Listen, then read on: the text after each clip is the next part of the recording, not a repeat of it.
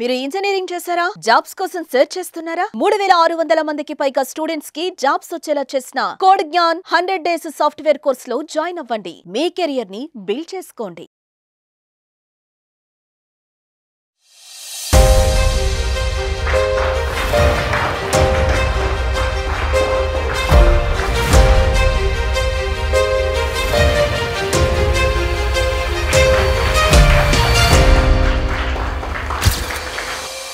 Good morning to everyone.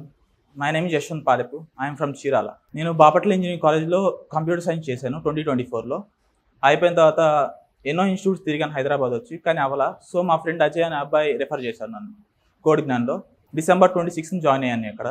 ఇప్పుడు April 7th నాకు on boarding వచ్చింది. ఫస్ట్ ఇంటర్వ్యూ ఈవై అవునా రాలేదు, ఎగ్జామ్ రాసిన తర్వాత. దాని తర్వాత ఇంకోటి ఎంఫసిస్ ఒకటి అప్లై చేశాను. ఎంఫసిస్ కూడా అందరిని రిజెక్ట్ చేస్తారు అందరినీ. సో దాని తర్వాత వచ్చింది ఇది. కంపెనీ నేమ్ వచ్చి సిగ్మాయిడ్ అనలిటిక్స్ బెంగళూరులో. అది ఇంటర్వ్యూ మొత్తం 4 rounds జరిగినాయి మొత్తం. ఫస్ట్ అక్కడికి వెళ్ళంగానే బెంగళూరులో డైరెక్ట్ ఇంటర్వ్యూకి వెళ్ళిపోయాం. మేమందరం నాతో పాటు 65 members వచ్చారు. 65 membersలో end of the day 5 members select చేసుకున్నారు వాళ్ళు. ఫస్ట్ రౌండ్ వచ్చి కోడింగ్ రౌండ్. ఒక కోడ్ ఇచ్చి దాన్ని కంప్లీట్గా రాయాలి without using any builtin functions. అది అయిపోయిన తర్వాత పర్సనల్ 1-on-1 ఇంటర్వ్యూ. మనతో పాటు ఇంకోళ్ళు వచ్చి 1-on-1 అడుగుతారు క్వశ్చన్స్ అన్ని. మన రెజ్యూమ్ ఏమైతే ఉన్నాయో దాంట్లోనే, ఇంక్లూడింగ్ మన ఫైనల్ ఇయర్ ప్రాజెక్ట్స్, అసలు ఏం నేర్చుకున్నాం, ఎస్క్యూఎల్, జాయిన్స్, ఇలాంటివన్నీ. అయిపోయిన తర్వాత నెక్స్ట్ మాకు పెట్టింది అయితే థర్డ్ రౌండ్ వచ్చి లాజికల్ రౌండ్. అంటే 3 puzzles ఇచ్చారు. ఆ 3 puzzles సాల్వ్ చేయమని చెప్పారు. మ్యాక్సిమం మాకేం జరిగిందంటే ఒక 2 సాల్వ్ చేసినా కానీ తీసుకున్నాం మమ్మల్ని. సో నాదైతే 2 అయినాయి. దాని తర్వాత 4th రౌండ్ వచ్చి HR ప్లస్ టెక్నికల్. HR రౌండ్లో ఏంటంటే ఒక టీవీలో ఒక బొమ్మ వేసి దాని గురించి 5 to 7 minutes మాట్లాడమన్నారు కమ్యూనికేషన్. దాని తర్వాత ఎస్క్యూఎల్లో నాకు డిస్టింక్ట్ ఒకటి, ఇంకోటి గ్రూప్ బై క్లాస్ అది అడిగారు. ఆ 2 చెప్తుంటే కానీ నాకు అర్థం కావట్లేదు. వెనక బోర్డు ఉంది, బోర్డు మీద మొత్తం ఎక్స్ప్లెయిన్ చేయమని చెప్పారు. రాసి ఎక్స్ప్లెయిన్ చేశాను. సో అయిపోయిన తర్వాత ఇంకా మమ్మల్ని ఆన్ బోర్డింగ్ ఎలా ఉంటుందని బట్టి చెప్పారు, అంతే. నా శాలరీ వచ్చి ఫస్ట్ 6 months వచ్చి 20K ఇస్తా అన్నారు. అండ్ దాని తర్వాత ఆఫ్టర్ 6 months తర్వాత మాకు టెక్ జరిగింది. అంటే మాకు దాని మీద బేస్డ్ ఆన్ ఎగ్జామ్ జరిగింది. ఆ ఎగ్జామ్ తర్వాత ప్రాజెక్ట్ ఇస్తారు. ఆ ప్రాజెక్ట్ కూడా మా పర్ఫార్మెన్స్ బేస్డ్ తీసుకుంటున్నారు. ప్యాకేజ్ వచ్చి 5 lakhs ప్యాకేజ్, 5 LPA. ఓన్లీ క్లాసెస్లో ప్రిపేర్ అయ్యారు, బయట నుంచి కూడా ఏమన్నా ప్రిపేర్ అయ్యారు ఫర్దర్ అంటే నేను ఎలా ప్రిపేర్ అయ్యానంటే ఫస్ట్ సార్ చెప్పేది ఫస్ట్ స్టార్టింగ్లో నాకు జావా బేసిక్స్ వచ్చాయి. సో వాళ్ళు చెప్పేదంతా నేను స్టార్టింగ్ విన్నాను. సో దాని బదులు ఆ టైం వేస్ట్ చేసే బదులు దాని బదులు వేరే టాపిక్స్ అని ప్రిపేర్ అవుతాను. ఏం క్వశ్చన్స్ అడిగారు ఇంటర్వ్యూలో? లాజికల్ క్వశ్చన్స్ అయితే 3 అడిగారు. నాకు 2 గుర్తున్నాయి. ఫస్ట్ వచ్చి ఏంటంటే ఒక గార్డెన్ ఉంటుంది. ఒక గార్డెన్లో ఫ్లవర్స్ ఉంటాయి. ఆ ఫ్లవర్స్ పక్కన ఒక magical river, temple, magical river, temple, magical river, temple ఆడ 3 times ఉంటాయి. సో ఇక్కడ ఏంటంటే మ్యాజికల్ రివర్ ఏం చేస్తుంది అంటే, నువ్వు ఫ్లవర్స్ని క్యారీ చేసి ఆ మ్యాజికల్ దాడితే మన దగ్గర అయితే ఎన్ని ఫ్లవర్స్ అయితే ఉన్నాయో అది డబల్ అవుతాయి. అండ్ టెంపుల్లో నాటాలి మనం ఆ 3 temples. And 3 temples equal number of flowers plant చేయాలి మనం. సో ఇక్కడ ఒక క్వశ్చన్ ఏంటంటే, ఇక్కడ ఉన్న అబ్బాయి గార్డెనర్ ఎవరైతే ఉన్నాడో వాడు ఎన్ని ఫ్లవర్స్ తీసుకెళ్తే at the end of 3rd temple దగ్గరకి వెళ్ళేసరికి 0 అయిపోద్ది నాటిన తర్వాత అని అడిగారు క్వశ్చన్. ఇంకో క్వశ్చన్ వచ్చి యాప్టిట్యూడ్ క్వశ్చన్ ఒకటి అడిగారు. అదేంటంటే ఒక థింగ్ అనేది ఒక సెల్లర్ అనే అబ్బాయి 80 kgs పెట్టి ఒకటి కొన్నాడు, per kg ఇన్ సంథింగ్ అని. అండ్ ఇంకోటి 120 kgs ఇంకో ఐటమ్ కేజీ ఇంత అని చెప్పి కొన్నాడు. సో మొత్తాన్ని కలిపేశాడు 200 kgs. ఆ 200 kgs కలిపేసిన తర్వాత 17% వాడికి ప్రాఫిట్ రావాలంటే ఒక్కొక్క కేజీ ఎంత కమ్మాలి వాడు అని అడిగారు. దానికి మీరు ఏం ఆన్సర్ చేశారు? ఫస్ట్ దానికి అయితే ఆన్సర్ వచ్చి 7 టెంపుల్ ట్రీది. 7 members 7 ఫ్లేవర్స్ పెట్టుకుంటే at the end of the day చేతిలో 0 అయిపోతాయి. మీరు ఫర్దర్ కమింగ్ బ్యాచెస్ కానీ, ఇప్పుడు నేను 2025 బ్యాచ్ అనమాట. మీరు ఫర్దర్ మాకు ఏమై ఇంటర్వ్యూ టిప్స్ ఇస్తారు జాబ్ క్రాక్ చేయడానికి? 1-on-1 ఫేస్ ఇంటర్వ్యూ అయితే కనుక జెన్యూన్గా ఉండండి. ఆయనతో చెప్పేవా, ఆయనతో కనుక మీకు ఏదైతే వచ్చో అదే చెప్పండి.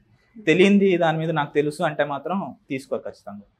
ఇప్పుడు ఒకవేళ మీరు మీ ప్రాజెక్ట్ విషయంలో ఎలా చేశారు ప్రాజెక్ట్ అంటే, నా అంతటి నేనే చేశాను అన్నారు అనుకో, డీప్ వర్క్ అడుగుతారు దాన్ని. ఫర్ ఎగ్జాంపుల్స్ నేను పైథాన్లో చేశాను ప్రాజెక్టు, పాండాస్ ఎందుకు వాడు, మ్యాట్ప్లాట్లిప్ ఎందుకు వాడు, ఇలాంటి అసలు అది ఎందుకు యూజ్ చేసావు, డేటా సెట్స్ ఎందుకు తీసుకున్నావు, ఇవన్నీ అడుగుతారు. దాని బదులు నేను డేటా సెట్స్ అక్కడ నుంచి వేరే ఒక వెబ్సైట్ నుంచి డౌన్లోడ్ చేసుకున్నాను, మ్యాట్ప్లాట్లిప్ అనేది మామూలుగా యూజింగ్ లైబ్రరీ కాబట్టి అది వాడాను, అలా సింపుల్గా చెప్పేసుకుంటే బెటర్.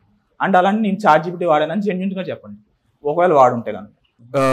మిమ్మల్ని ఎస్క్యూఎల్ క్వశ్చన్ అడిగారన్నారు కదా, అది మీరు ఇక్కడ కోడ్నాన్లో స్టార్ట్ అయిన తర్వాత నేర్చుకొని చెప్పారా, లేదంటే ఆల్రెడీ మీకు బేసిక్స్ ఏమైనా తెలుసా? నాకు బేసిక్ వచ్చు ఎస్క్యూఎల్. సో అప్పటికి ఎస్క్యూఎల్ స్టార్ట్ అయింది, సగం అయిపోయింది ఆల్రెడీ కోడ్జ్ఞాన్లో. సో మళ్ళీ రివైజ్ అయినట్టు ఉంది నాకు అది ఎస్క్యూఎల్ కోడ్జ్ఞాన్లో. మీకు టెక్నికల్ రౌండ్లో ఏ టైప్ క్వశ్చన్స్ అడిగారు? నా రెజ్యూమ్లో ఏదైతే ఉందో ఏదైతే మెన్షన్ చేస్తే ఎట్లాంటి టైప్, ఏ టైప్ క్వశ్చన్స్? స్టార్టింగ్ వెళ్ళగానే ఫస్ట్ సెల్ఫ్ ఇంట్రో అడిగారు నన్ను. ఓకే. దాని తర్వాత ప్రాజెక్ట్ గురించి ఎక్స్ప్లెయిన్ చేయమన్నారు.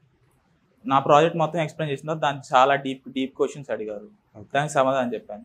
ఒకవేళ అంతగా చెప్పలేకపోతే కనుక చెప్పేయండి, నేను సరిగ్గా చేయలేదు, అదే నా రోల్ ఇదని చెప్పి. అండ్ ఇంకోటి ఏంటంటే, నీ ప్రాజెక్ట్లో నువ్వు అంతలా చెప్పిన తర్వాత కూడా నీ రోల్ ఏంటి అని అడుగుతారు. ఫ్రంట్ ఎండ్ రోలా లేకపోతే డెవలప్మెంట్ రోలా ఏంటని ఆ రోల్ అడిగారు. దాని తర్వాత ఎస్క్యూఎల్ అడిగారు, జావా అడిగారు, పైథాన్ అడిగారు, మెషిన్ లెర్నింగ్ అడిగారు, కోడింగ్ రౌండ్ మళ్ళీ అక్కడ కోడ్ ఇచ్చారు. ఓకే. ఆ కోడ్ ఇచ్చి కోడ్ చేయమని చెప్పారు. అది చేసినప్పుడు నువ్వు బుల్టిన్ ఫంక్షన్స్ వాడుకొని చేయాలి. చేసిన తర్వాత నువ్వు ఎలా అది ఎక్స్ప్లెయిన్ చేయాలి వాళ్ళకి, ఎందుకు అలానే చేసావు, ఇలా ఎందుకు చేయకూడదని కూడా రాస్తారు వాళ్ళు. ఇంకో కోడ్ రాస్తారు, ఇది కరెక్టా ఇది కరెక్టా అంటారు. Thank you. హాయ్. సో మీరు ఏ ఇయర్ పాస్డ్ అవుట్ అండ్ ఎన్నో ఇంటర్వ్యూ ఇది క్రాక్ చేయడానికి, లైక్ ఎన్ని ఫెయిల్యూర్స్ అయినాయి, ఎన్ని అటెంప్ట్ చేసినారు? నేను 2024 పాస్డ్ అవుట్. కాలేజ్ టైం నుంచి అయితే కనుక సుమారు నేను అప్లై చేసింది ఒక 15+ ఉంటాయి. ఓకే. కోడ్జ్ఞాన్ వచ్చిన తర్వాత అయితే 3 థర్డ్ వచ్చేసింది నాకు. అంటే ఇప్పుడు అవి ఎందుకు రాలేదు, ఇది ఎందుకు వచ్చింది, లైక్ ఎందులో లాగ్ అయినారు? ఎందులో లాగ్ అయ్యానంటే మ్యాక్సిమం మనం బయట నుంచి అప్లై చేసాం అనుకోండి.